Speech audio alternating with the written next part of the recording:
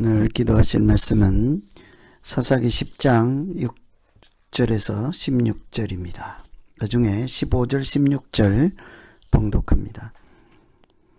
이스라엘 자손이 여호와께 여쭈되 우리가 범죄하였사오니 주께서 보시기에 좋은 대로 우리에게 행하시려니와 오직 주께 구하옵나니 오늘 우리를 건져 내옵소서 하고 자기 가운데에서 이방신들을 제하여 버리고 여호와를 섬기매 여호와께서 이스라엘의 곤고로 말미암아 마음에 근심하시니라.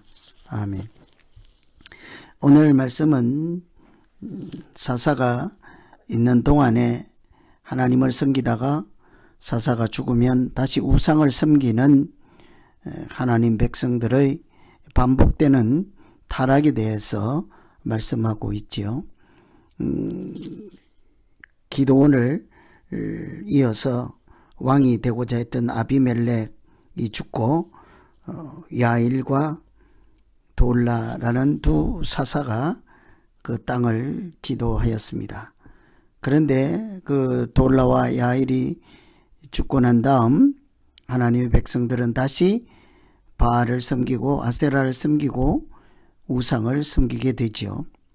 하나님께서 하나님의 자녀들을 징계하시려고 블레셋과 암몬을 이용해서 무려 18년 동안 압제를 받게 하였습니다. 종으로 살게 하신 거죠. 다시 시간을 주신 것입니다. 돌이킬 수 있는 기회를 주셨죠. 이런 반복되는 악순환 또 계속되는 타락에 대해서 하나님께서 어떻게 이끌어 가시고 돌이키시는지를 잘 보시면서 기도하면 되겠습니다. 우선은 그때마다 하나님께서 경고로 먼저 그들을 돌이킬 수 있도록 기회를 주시는 것을 볼 수 있습니다. 하나님의 경고는 사실은 돌아서라 하는 사랑의 표현이겠죠. 13절에 너희가 나를 버리고 다른 신들을 섬기니 그러므로 다시는 구원하지 아니하리라. 다시는 구원하지 않겠다. 하나님께서 그들을 버리겠다. 이런 말씀을 하십니다. 하나님께서 사사를 통해서 나라를 구하여 주고 그들을 다시 종에서 자유를 찾아주었을 때 그들은 하나님이 주신 은혜, 하나님이 주시는 평안을 이렇게 감사하고 하나님을 섬기는 일에 집중하였으나 그들이 사사가 떠나고 나면 항상 다시 과거로 돌아가고 우상으로 돌아가는 것을 보고 하나님께서 이제는 더 이상 너희를 구원하지 않겠다. 경고의 말씀을 단호하게 말씀을 전해 주십니다. 그도 그럴 것이 평화를 얻고 구원을 얻고 은혜를 입었으면 그 은혜를 주신 구원을 베푸신 하나님을 기억하고 하나님의 자녀로 잘 살아야 하지 않겠습니까? 그래서 항상 구원보다 더 중요한 것은 구원받은 다음에 어떻게 사느냐가 중요하겠죠. 우상 숭배에 빠지고 말았을 때 잘 생각해 보면 우상 숭배라고 하는 것이 하나님이 주신 선물을 즐기면서도 하나님께 감사도 아니하고 순종도 하지 않는 것이다. 이렇게 정리할 수 있죠. 왜냐하면 사사가 죽은 후에 많은 우상을 다시 섬기는 것을 보면 구원을 받고도 그 구원에 대해서 감사하지도 않고 그냥 평안하게 사는 것을 즐기고는 그 구원을 주신 하나님에 대해서는 생각지도 않는 사람들로 다시 돌아가는 거죠. 그래서 우리가 믿음 생활 가운데 항상 우리가 지금 존재하는 근원, 우리의 생명의 근원, 우리의 소망의 근원 되시는 하나님께 마음을 두고 소망을 두고 다른 것에 기웃거리지 않는 것이 믿음으로 사는 것이지 않겠습니까? 그런데 사람들이 평안할수록 전쟁이 없을수록 근심 걱정이 없을수록 그 평안을 즐기되 평안을 주시는 하나님은 잊어버린다는 것이 문제이지요.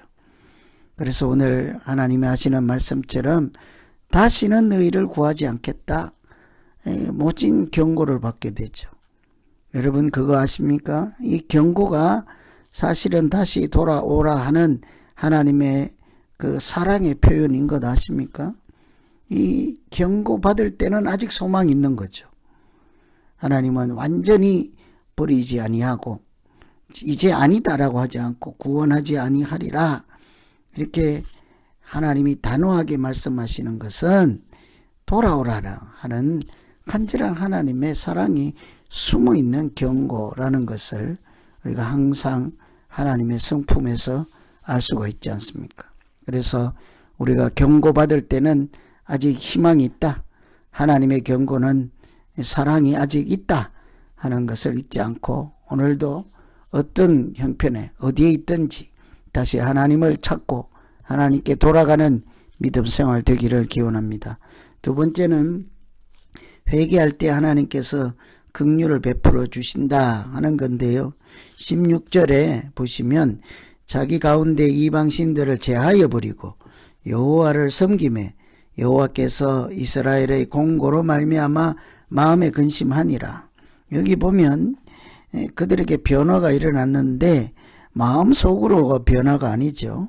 자기들을 인식하고 자기들을 완전히 새로운 차원으로 돌려 세우는 행동이 따르는 것을 볼 수 있죠. 우상을 제거하고입니다.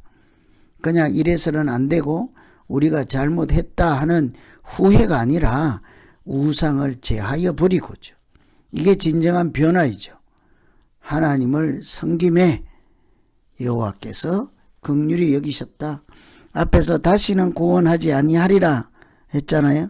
그런데도 그들이 우상을 버리고 하나님을 섬길 때 하나님은 이미 그 마음에 뭐래요? 근심하시니라, 긍휼을 가지시니라, 하나님이 그들을 생각하시니라, 이것이죠. 하나님은 언제나 그의 백성들을 완전히 버리시진 아니하고 징계할지라도 돌이킬 때에 다시 사랑을 베푸시고 그들이 하나님께로 돌아올 때 늦은 때가 없습니다. 불가능할 때가 없죠. 언제라도 다시 환영해 주시고 자녀로 살아갈 수 있도록, 참 이런 것 보면 하나님의 그 크신 사랑은 우리가 이렇게 말로 표현할 수가 없는 거죠. 사랑하고는 다르죠. 그래서 항상 우리가 하나님께로 돌아가면 하나님의 사랑은 아직도 살아있다. 우리가 언제 어떤 형편에서도 나 자신을 우상에서 이렇게 탈출해서 우상을 벗어던지고 여호와를 섬길 때 그 누구라도 믿는 자에게, 하나님을 사랑하는 자에게, 하나님을 섬기는 자에게는 하나님께서 외면치 아니하신다. 이 사실을 기억할 때 우리에게는 여전히 소망이 있는 줄로 믿습니다. 그래서 오늘 이런 말씀 가운데 우리가 믿음으로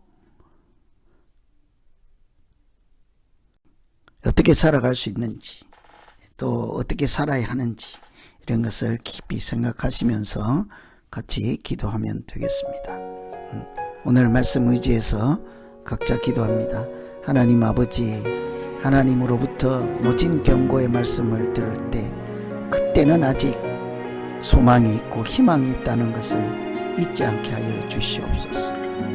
우리가 아무리 잘못하고 타락했어도 하나님께서 우리에게 경고를 주신다는 것 자체가 아직 하나님의 사랑이 다 끊어지지 않았다는 것을 기억하게 하시고, 우리가 우상을 섬기고 범죄를 행하고 또 악을 행하고 하나님 기뻐하시지 않는 것들을 다 제거하고 하나님께로 돌아가서 다시 찬양하고 경배하고 하나님의 자녀로 살아갈 용기를 내게 하여 주시옵소서. 틀림없이 하나님께서 그런 우리를 불쌍히 여기시고 하나님의 자녀가 살아갈 마땅한 길로 인도해 주실 것을 이렇게 믿고 하나님을 신뢰하고 오늘 어떤 형편에 있든지 다시 일어서서 하나님께로 돌아가는 새로운 날, 새 삶이 시작되는 은혜가 우리 가운데 있게 하여 주시옵소서. 하나님께서 항상 우리의 마음과 생각을 지켜주시고 인도하여 주시기 원하고 예수님 이름으로 기도하옵나이다.